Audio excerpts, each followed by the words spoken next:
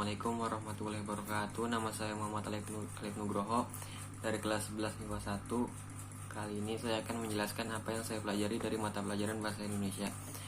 1. Teks prosedur. Teks prosedur adalah langkah-langkah suatu aktivitas atau kegiatan untuk menyelesaikan suatu pekerjaan.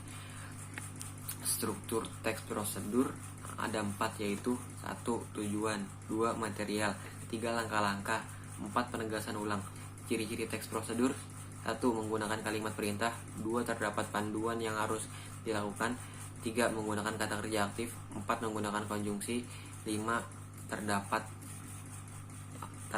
aturan dalam hal bahan atau kegiatan, 6. Menggunakan kata keterangan untuk menyatakan rincian waktu, tempat, dan cara.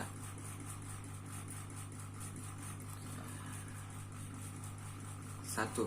Teks prosedur. Jenis-jenis teks prosedur. 1.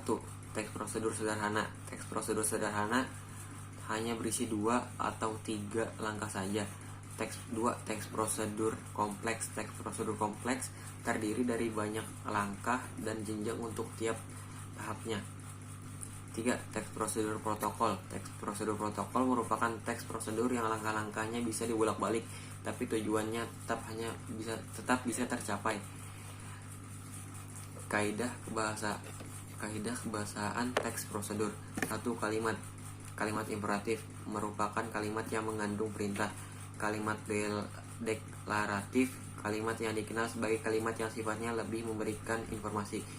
Kalimat integratif, kalimat ini digunakan untuk mencari informasi dengan memberi pertanyaan. 2. Konjungsi.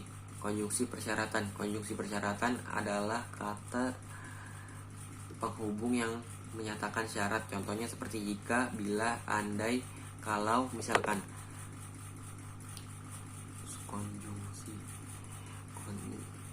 Konjungsi temporal.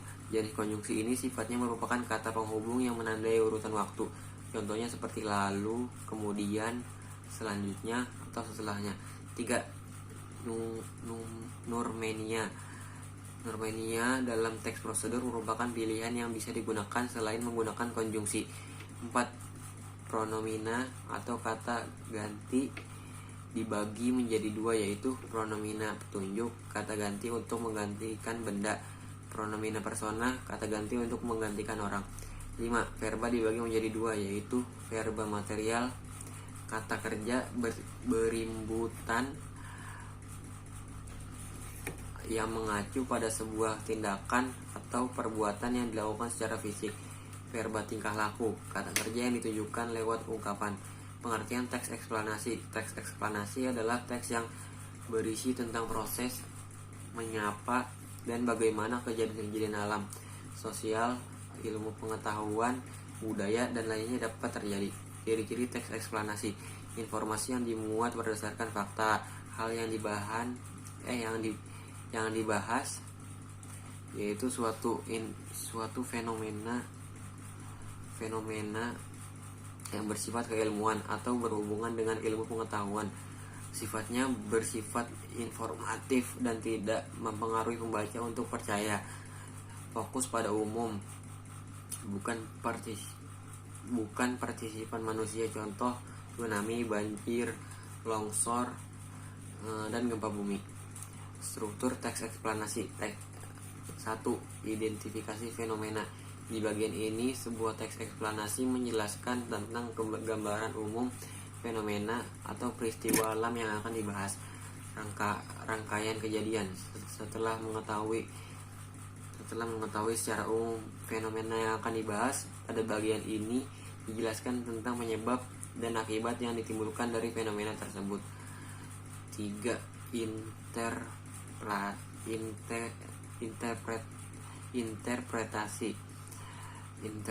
Interpretasi dalam teks eksplanasi dapat dikatakan sebagai ulasan atau penarikan kesimpulan. Kaidah kebahasaan teks eksplanasi: menggunakan kalimat pasif, menggunakan konjungsi kasual, terdapat istilah ilmiah, menggunakan kata kerja material dan rasional, bersifat informatif.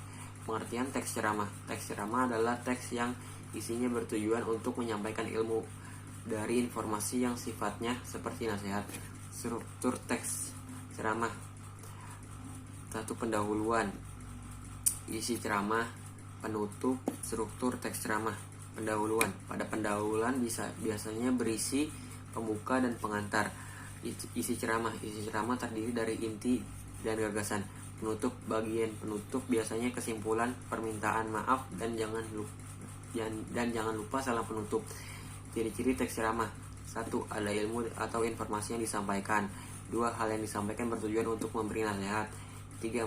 Memiliki struktur yang dimulai dari pendahuluan.